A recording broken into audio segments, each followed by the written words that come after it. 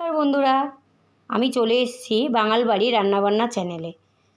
তো আজকে আমি বানাবো আনন্দ নাড়ু। তো আনন্দ নাড়ু বানাতে গেলে কি কি উপকরণ লাগে আপনারা দেখুন।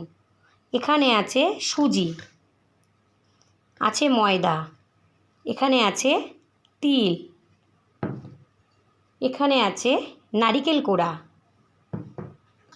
চিনি, স্বাদ মতো লবণ, আর আছে ঘি, গাওয়া ঘি। তো এইসব উপকরণগুলো দিয়ে আমি বানাবো আনন্দ নাড়ু। তো বন্ধুরা আপনারা দেখুন কিভাবে আমি বানাই। প্রথমে দিয়ে দেব ময়দা, তারপরে দিয়ে দেব সুজি, তারপরে দিয়ে দেব তিল, তারপরে দিয়ে দেব চিনি, দিয়ে দেব নারিকেল কোড়া, আর দিয়ে দেব স্বাদ মতো লবণ, আর দিয়ে দেব ঘি, দিয়ে দিলাম ঘি। এবারে এটাকে আমি ভালো করে মেখে নেব। তো দেখুন বন্ধুরা, এইভাবে আমি এটাকে মেখে নেব। মাখা হয়ে গেলে তারপরে আমি গ্যাসের উপরে কড়া বসাবো। কড়ার মধ্যে সাদা তেল দিয়ে এগুলোকে আমি গোল গোল করে ভেজে নেব। তাহলে রেডি হয়ে যাবে আমার আনন্দ নাড়ু। তো দেখুন কিভাবে আমি বানাই। এবারে দিয়ে দেব অল্প একটু জল। জল দিয়ে এটাকে মেখে নিয়ে একটা ডো বানিয়ে নেব। তো আপনারা দেখুন কিভাবে আমি বানাই। এইভাবে আমি ডো বানিয়ে নেব। দেখুন মাখা প্রায় রেডি হয়ে গেছে। এবারে আমি এটাকে 10 মিনিটের জন্য রেস্টে রেখে দেব। 10 মিনিট পরে এটাকে আমি ছোট্ট ছোট্ট গোল করে নেব, নিয়ে তারপরে ভেজে নেব। দেখুন মাখা হয়ে গেছে। এবারে আমি 10 মিনিটের জন্য রেস্টে রেখে দিলাম ঢেকে। 10 মিনিট হয়ে গেছে। এবারে আমি এটাকে ঢাকনাটা খুলে নেব, নিয়ে আমি গোল গোল করে বানিয়ে নেব। একটু হাতে ঘি দিয়ে দিলাম।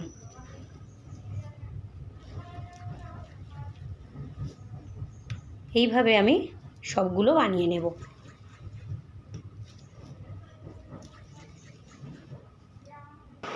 দেখুন এইভাবে আমি সবগুলো বানিয়ে নিলাম। এবারে আমি ভেজে নেব। তো দেখুন কিভাবে বানাই। তো দেখুন বন্ধুরা, গ্যাসের উপর কড়া বসিয়ে দিয়েছি, গরমও হয়ে গিয়েছে। এবারে দিয়ে দেব আমি সাদা তেল।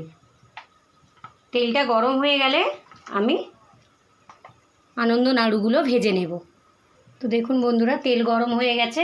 এবারে আমি আনন্দ নাড়ুগুলো ভেজে নেব অল্প অল্প করে দিয়ে।